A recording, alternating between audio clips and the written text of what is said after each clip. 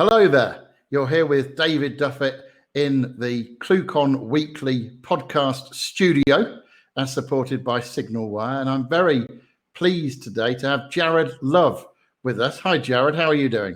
Hi, David. I'm doing very well. Thank you very much.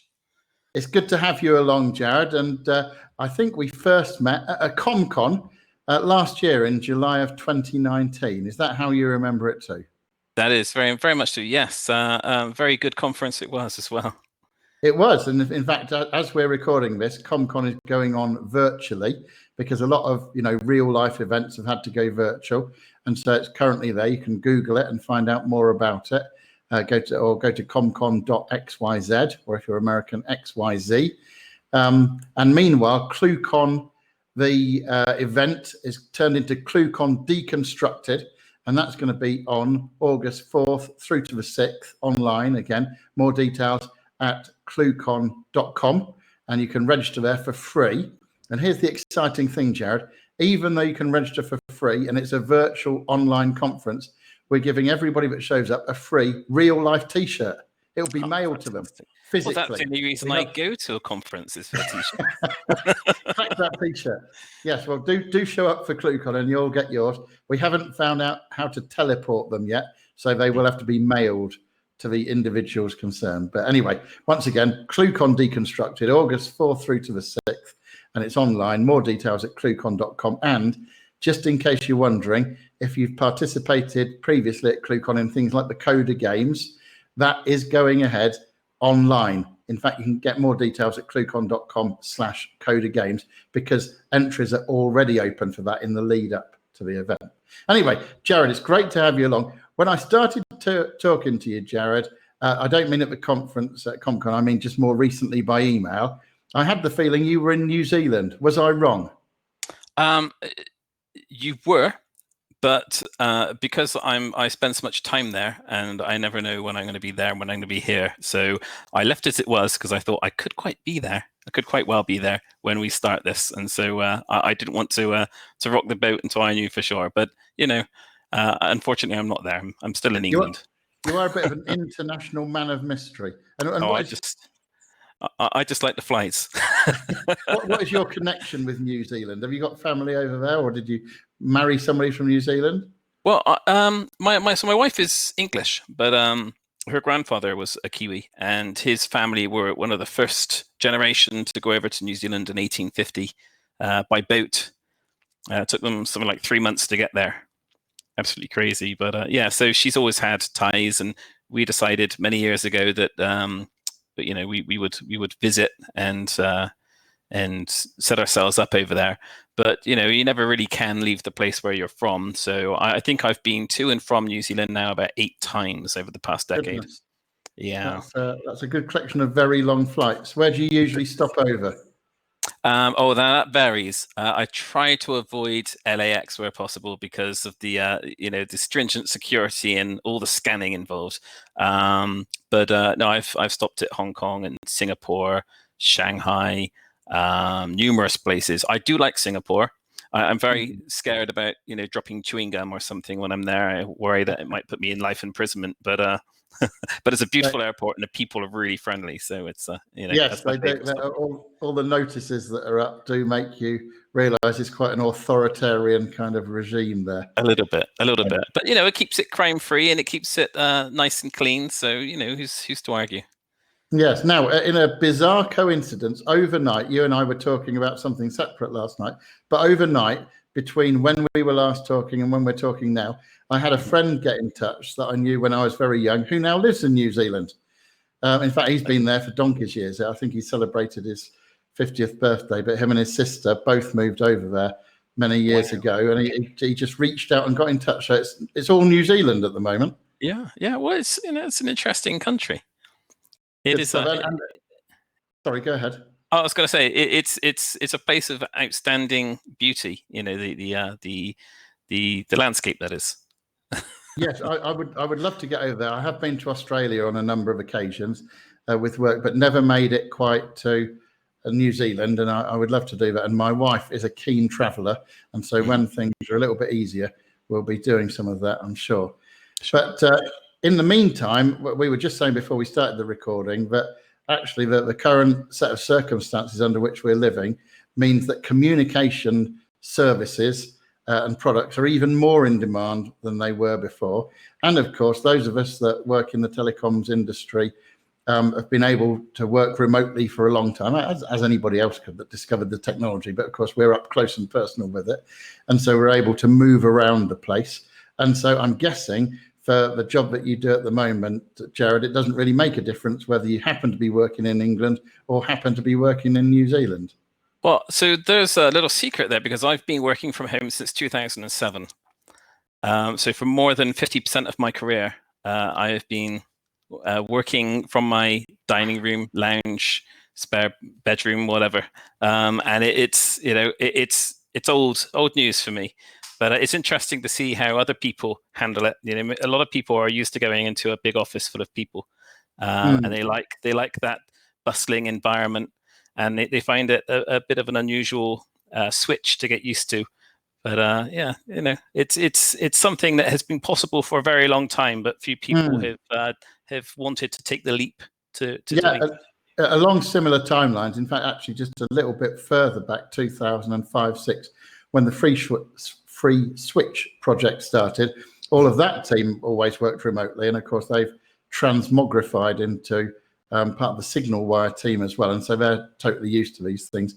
I've only been working remotely or working in a distributed way, as some other people like to say, perhaps since about 2011, 12, that sort of time, but enough to get used to it anyway. One of the very interesting things is and you'll know the chap I'm talking about. We had Joran Vinsons from Sipgate on Cluecon Weekly not so long ago, and Sipgate are a very, very meet up at the office type of company. Yeah. In fact, their culture goes so far that they'll go in and have breakfast together in the offices because they've got a lovely kitchen and great facilities. They often stay late after work and have social gatherings in the office. So they're very, very sort of single place centric. And so one of the Cluecon Weeklies we did not so long ago was with Joran, where he explained how they had to get used to remote working and how they had to adapt to it and adopt their practices and use different tools and things to substitute for some of the in-person things. Anyway, that's not why we're here, but that's another Cluecon Weekly that you can find your way to by going to the Free Switch channel. But right now we're here with Jahred Love. And Jahred, you're currently working with Aircall, and you're welcome to tell us a little bit about that. However, the main meat is we're here to talk about your open source project Xerxes. But even before that, can you give us a little bit of a Jahred Love background about how you found your way into communications technology and particularly open source? Okay, so I've been working professionally since the late 90s, and the first half of my career was predominantly working with Flash, which is it's a multimedia platform. I was predominantly building interactive games and communication systems, websites in the early days, when everyone wanted an intro and everything had to be 100% Flash, which I'm not proud of now, but it was a thing, and I made it rock, which was the main thing. But in the mid noughties, I got involved with an open source platform called Hacks, and I was working with that, building open source libraries, going to conferences and what have you. And I met with a couple of guys from a company called Influxus who were they were selling Flash communications server as a service, and they'd been doing that since 2002. And they were the only company outside of Adobe that were licensed to sell the P2P plugin element of Flash. And they were really well known, and they wanted me to do some open source projects for them.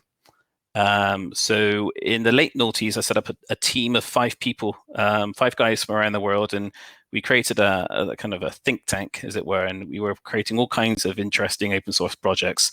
And one of the ones that really stood out, which became the primary project at that time, we called Xerxes, and it was a communication system written on top of Node.js, which was, an up and coming thing back in 2010, 2011. And it was really quite unique because it was providing real-time socket-based communications, not so much as video and audio, but in so much as IoT and sending data between end users and storing them in database and all that sort of stuff. But really, really simply, kind of think where PubNub is now, but kind of a lighter system.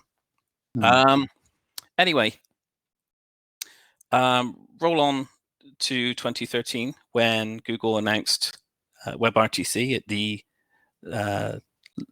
Los Angeles conference, which we were present at, and we decided that that's where everything was going. Flash had died by then, thanks to Steve Jobs, and we decided that WebRTC was where it's going to be. It's native in a browser, and there'd be a bigger audience of developers and end users. So we dived onto that bandwagon, and we're now with Xerxes today. Great. And how has Xerxes changed as a project over that time? A lot. So we're always delving into different ideas. We're entrepreneurial. Okay, the lot of us really. I mean, we're a relatively small company. We're always thinking of new projects to integrate into our platform, and we've come up with many different ideas. And I think the core of our platform has gone through 3 different iterations. We're on a 3rd iteration now, completely rewritten each time. But we're still providing the same core service. It's just that the company keeps evolving to do things differently and to try and to open up new areas of business. Well, new ideas, essentially. We're always trying to build stuff that we think people would like to use. That's what drives us, I think. And I've been an open source project. Have you got other community contributors, or is it really you as a core team that do most of the work? Sure. Well, so Xerxes is not 100% open source. So we have a service that we sell based on a platform that we've been meaning to open source for the past 5 years, but it's never quite been polished enough for us to do that, and it's still on our list of things to do for the future, and that drives our turn server provisioning. The turn servers being open source themselves, modified from open source turn servers that people are using today. But we have additional projects also that are open source, which we've released over time. For instance, there's an Elixir turn server, which I presented at ComCon last year, which is the purpose of that is it's the simplest to understand turn server out there. It's a full turn server, compatible with WebRTC, but it's like Lego. If you don't mind, Joe, can we just take a step back? Can you give us a sort of an overview of a turn server? I'm sure people have heard the term turn. It comes up in the same conversations as ICE and other and stun and those kind of things. They kind of roll off people's tongues. But can you give us a bit of an overview if somebody's watching and they've not come across it before, please? Sure. So a turn server is a socket server, but it's a socket server that uses a specific protocol. And the protocol is designed around media transport. So the old format of RTP, essentially. It incorporates everything you'd expect to see in a socket server. So data routing, authentication, various means of connecting, so TCP or UDP, depending on the restrictions of the people connecting. And the idea is to facilitate a secure way to connect 2 endpoints, whether that's an end user and a media server, 2 end users, 2 media servers, whatever you want. It's a proxy server, essentially. And what are the typical use cases that it finds its way into? Well, our main use case is WebRTC, because if you're creating a WebRTC application, there's a percentage, likelihood of a percentage of your end users that may not be able to connect peer-to-peer because of their NAT topography. So in the public, it's estimated to be about 15%. But if you start dealing with, health industry, in the health industry or finance industry, they typically have more complicated NATs, more secure environments, and so you're going to see a larger percentage of difficult connectivity. Right. Whereas if you're all in a network where you know that P2P is successful, then typically you might not see any drops. But where you're gonna see drops, you would want a turn server to make those NAT traversal situations more likely. Right, I'm with you. Okay, well, thank you for that sort of more generic, vanilla flavored explanation. Coming back to Xerxes, you said it's been through a few iterations. What was it always a turn server, or did it start off differently? Yeah, so we started off with simple turn servers. We had a data center on the west coast of the States.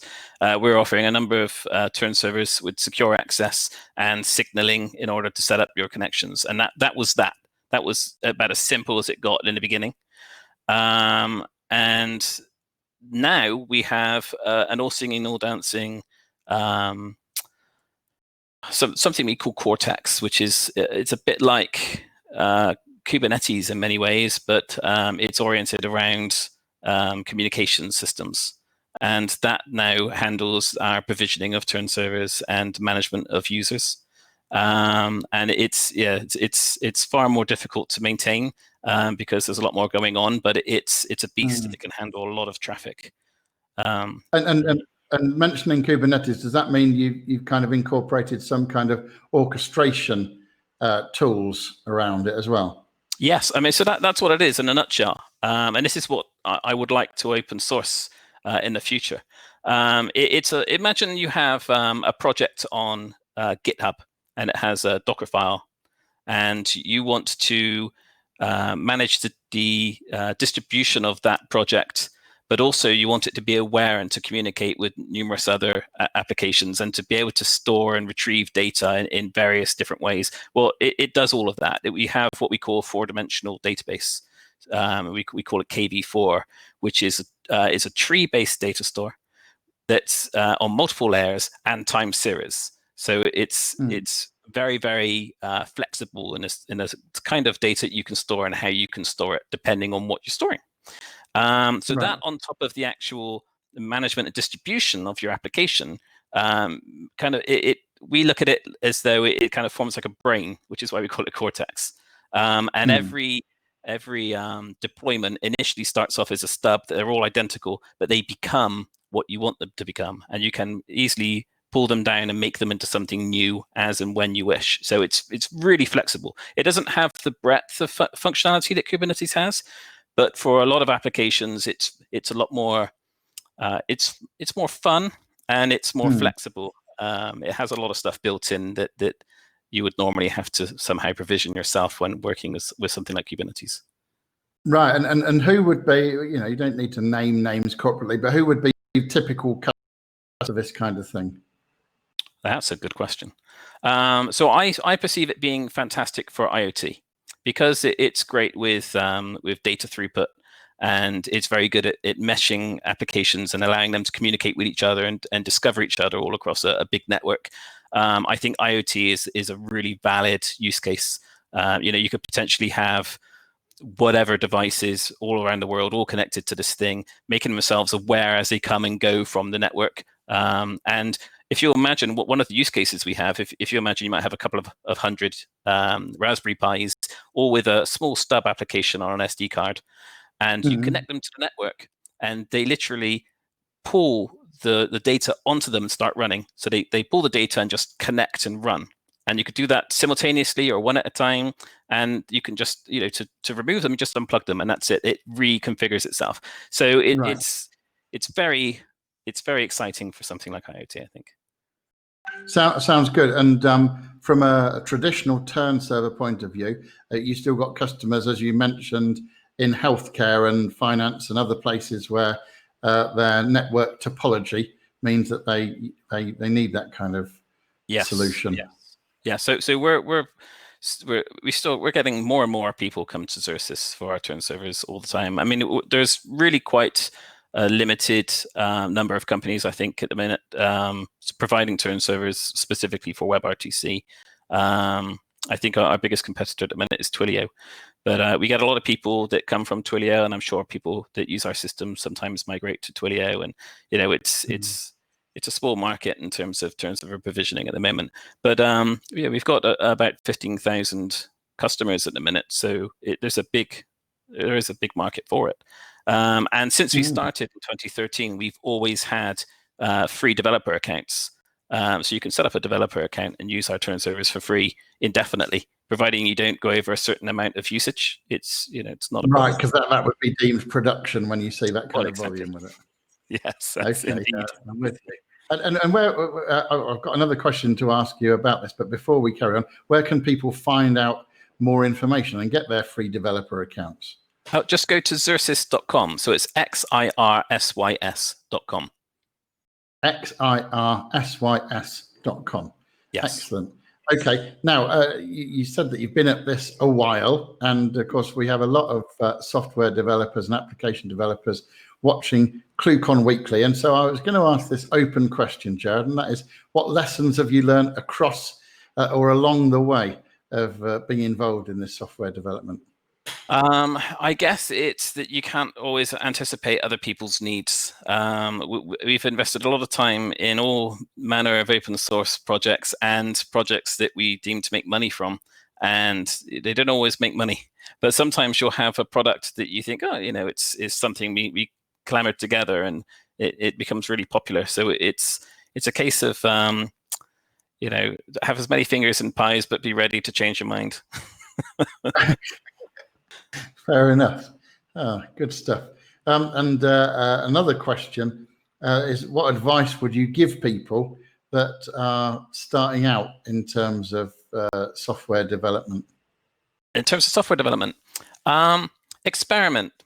So there's two elements. I think one is experiment, the other one is to network, because in the IT world, it really is who you know, and so becoming friendly with as many people as possible is a good thing. But also contributing to open source projects and experimenting, creating things you want to see in the world attracts people, and is another good way to network. So I think the two together, always trying to push your own vision as to what's possible, and including other people is a great way to success, I think. Good advice. And in fact, you've just reminded me of another Cluecon Weekly we did with somebody else you'll recognize as well, a guy called Sean Dubois from Pion. He was on a few months ago. Doubtless we'll have him on again soon. But, his project, Pion, is one of those things that tends to interlink with other projects. And it's very interesting to see some of the things that are going on there. Just coming back to what you were saying, Jahred, about not necessarily being able to anticipate exactly what people want. I know that video conferencing solution providers or video collaboration solution providers have recently had in the last few months. Of course, video collaboration solutions were always there, but all of a sudden there was a mass move to them for obvious reasons. Yeah. And so they found themselves getting much more user feedback and more requests for extra features and changes and things like that than before, and they've had to kind of sit back and take stock of those things. Has the whole pandemic business changed the requirements in your services at all? Yes, absolutely. I mean, I always thought that originally when we started off with Xirsys that video and audio wouldn't be such a big thing because of the opportunity for machine-to-machine communication through WebRTC. I always thought that would be the be-all and end-all, and it might still be. But we have always seen the majority of our customers come from the audio and video arena. But certainly during the lockdown, we've had a lot more people sign up to our platform. A lot of people are now thinking that this is going to be a much longer term way of life than just 6 months or what have you during the COVID crisis. But we, aside from what we do with Turn, we have another project that we created a couple of years ago with a company called Cosmos Software, which we call Millicast, which is a low latency broadcasting platform, and that is seeing fantastic acquisition. No, acquisition is the wrong word. A lot of people onboarding to use our platform from some fantastic industries. So right, a lot of customers. Yeah, yeah, it's very positive. It's it's exciting to see people's enthusiasm and what people come to us with. They have ideas and they ask us if it's possible, and they adopt our platform, and it's interesting to see what people are doing with it, especially at the moment. Yeah, very, very much so. We're living in changed circumstances, and I agree with you that this is now being seen as something that's more of a change. And some people who are running companies that previously had a small office somewhere are finding that perhaps they don't need that small office because everybody's successfully working from home. And if you don't have a need for a meeting room and things, well, of course, this is a meeting room here. So you can do all these things virtually. Jahred, you also work for a company called Aircall, and they're also in the communications business. What sort of thing is it that they do? So Aircall provides a phone application system that integrates into other business tools, such as Zendesk and Salesforce and tools like that. I don't know to the extent the tools they integrate with, because that's never been my area of the business. I handle the WebRTC end, but it's a fantastic product, and that meshes WebRTC with PBX, with telecommunications, telephone. Yes, there's quite a big industry, I think, in the good old sort of portal through the website into a traditional telephone system. So people say they want to talk to somebody, and it all looks very web, but behind the scenes it turns into SIP later on and phone somebody, and somebody on a traditional phone answers. Exactly. I don't think that's going away anytime soon. I think the whole PBX and SIP related technologies are here for some time. Yes, I'm sure they are. One of the things that I think we'd all like to die is fax, but fax refuses to die. It still sort of shows up in corners of the legal profession and real estate and stuff like that. So just on Aircall and Xerxes, is there any interplay between those two, or are they just two totally involved? No, at the moment they're separate. But who knows? There might be a collaboration in the future. I have no idea. But no, there's nothing on the roadmap for those two to integrate at the moment. Okay. Thanks for clarifying that situation. Now we're drawing towards an end of our time together, Jahred, but it would be remiss of me not to ask you if there's anything else you would like to say to the Cluecon Weekly audience in terms of things that you would pass on, whether it's wisdom, experience, whatever it might be. The only thing I can think of is I think there's been a lot of people that have been holding off on adopting WebRTC because of the time it's taken to get to a version 1 standard, which is still somewhat a little rocky, even though version 1 standard is available. But my advice to people who are interested in WebRTC is to get on board now, because there are so many people already that are adopting that technology, and there's so much use for that technology. It can only keep going up and up and up. So yeah, get involved and create something interesting. Great. You've prompted another question. As somebody that's involved in WebRTC on a day-to-day basis, can you give us a quick summary of where the browsers are in terms of support for WebRTC? Because I know that has changed, maybe not in the last month, but it's certainly changed within the last few months. Sure. So that's an interesting one. So it used to be that Chrome was always ahead of the other browsers, and in some respects it is still, because it has elements that aren't present in the other browsers. But Firefox, for instance, adheres more to the version 1 standard than Chrome currently does, and so it's a little bit of it's an unusual mind space at the minute with browsers, but there are shims and adapters that make your life easier. So it's not the hell that it used to be. It can be pleasant to create platforms that work across all of them. Indeed, one of the things I remember happening, and this was several months ago now, but didn't Edge adopt Chromium into it as well? So that would have made a difference. Yeah, that was a relatively recent thing.